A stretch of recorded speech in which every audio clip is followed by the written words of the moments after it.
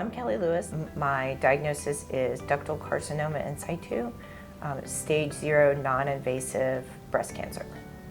And my name's Gay Martin. I've been here at MUSC for 25 years, and I too had DCIS back in 2020. In 2022, Dr. Soper's nurse contacted me and reminded me that I had not seen him since I'd had a baby in 2019.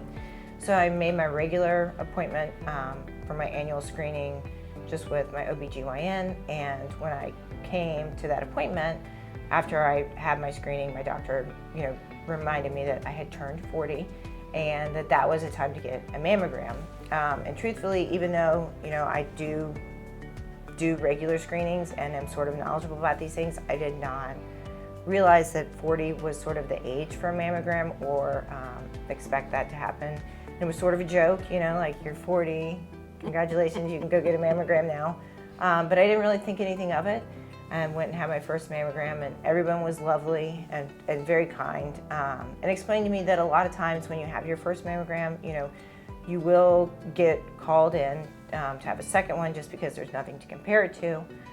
So when I got the call to come back for the second mammogram, I didn't really think anything about it. And then at that time, a radiologist came in and said that they had noticed something that was concerning on the mammogram and they needed to refer me for a biopsy. I had the biopsy, and still everyone was like, it's fine, this happens a lot, please don't be concerned.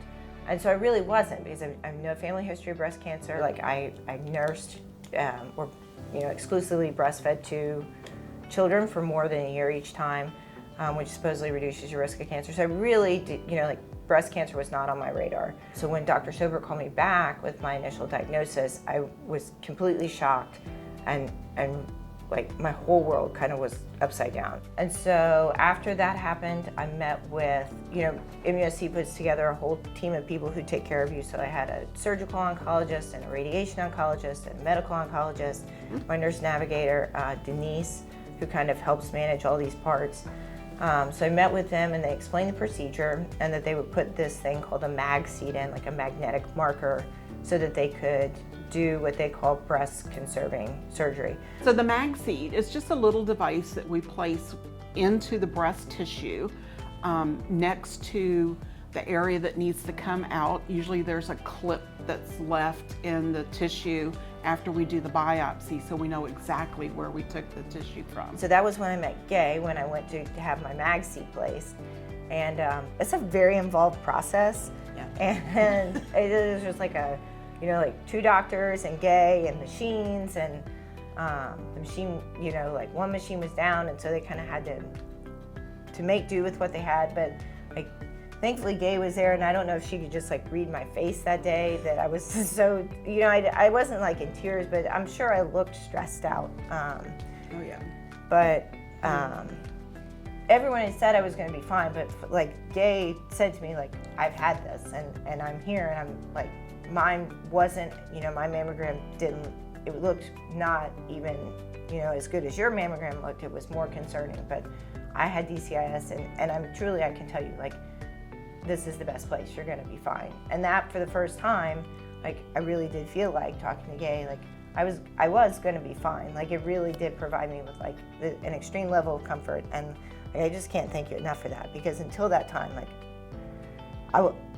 I just didn't feel good. Like, it's not Dr. Soper's fault and not Dr. Hughes' fault, but like, to have somebody else who can say that to you, who's been there, right. And it's helpful. Yeah. So, of course, I got my mammograms because that's what I do. And I had my screening, and they found an area that was like a distortion. There was no calcifications there, which is usually an indication that something could be going wrong. It was just what we call a radial scar. It looks like I had breast surgery, but I didn't have breast surgery. So we just call it a distortion.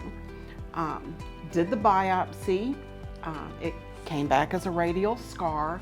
It's considered a high-risk lesion, and they removed them. So I'm like, okay, we'll take it out, So going into surgery, I'm assuming I'm getting this benign, high-risk lesion taken out of my breast. So 2 days into recovery, I get a phone call from my nurse navigator, and she goes, well, I have some news. It's upgraded and it's now DCIS. And knowing what that meant, I was okay with it, but still, it's that initial shock of, what am I gonna do? You know, all those questions. I know every question that probably went through her head. You know, what are my kids gonna do? Who's gonna be, you know, bringing in this other income? What's gonna happen to me? Am I gonna be able to work? It's just so many questions that go through your mind. And so once I had all my visits with my oncologists, radiologists, the surgeons, the radiation oncology people, they all decided that I didn't need anything else, which was awesome. I didn't get radiation, I didn't get chemo, I just had surgery because it was caught so early and it was so minimal that, you know, I was lucky that that's all I had to have was just the surgery. So, and I can't stress to people enough that without that screening mammogram, who knows when it would have become invasive or, you know, to a point that I would have had to have had a lot more.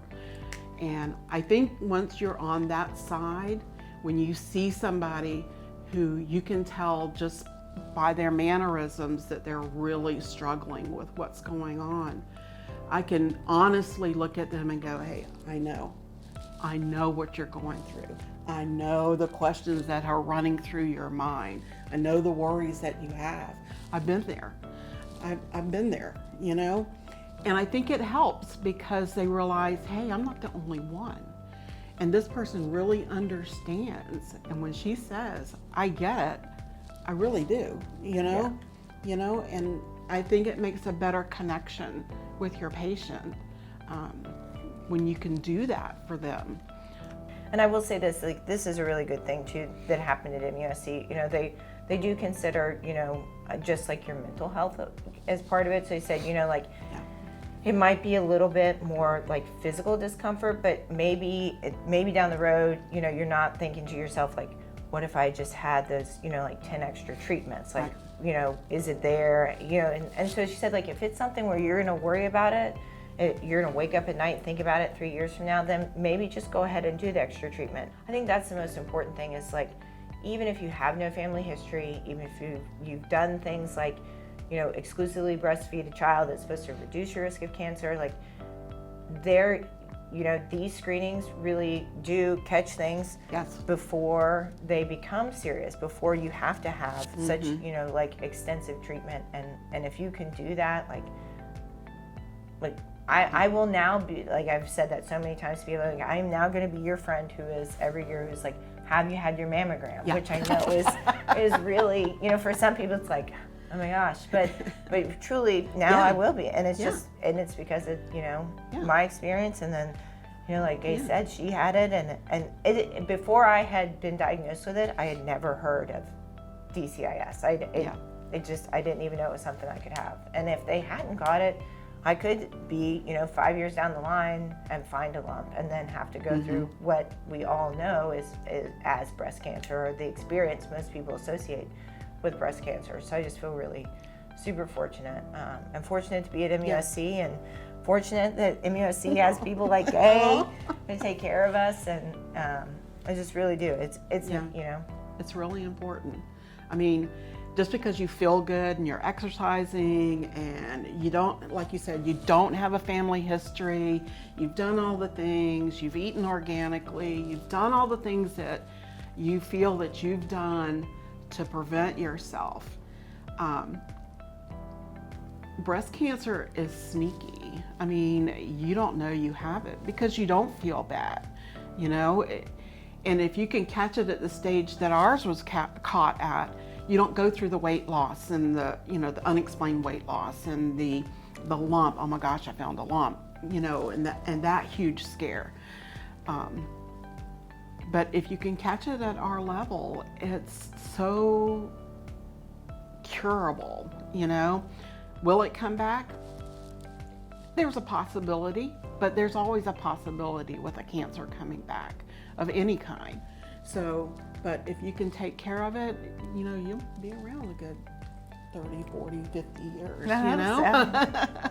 So, but just because you feel good and you feel great and you don't feel a lump and you don't have family history, that's not a reason not to get a mammogram, you know?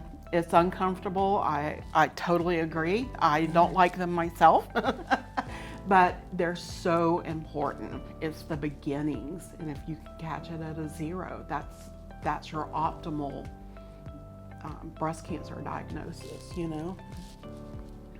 I'm so glad you're doing good, though. I'm so thankful for you, Gabe. Really, just truly am.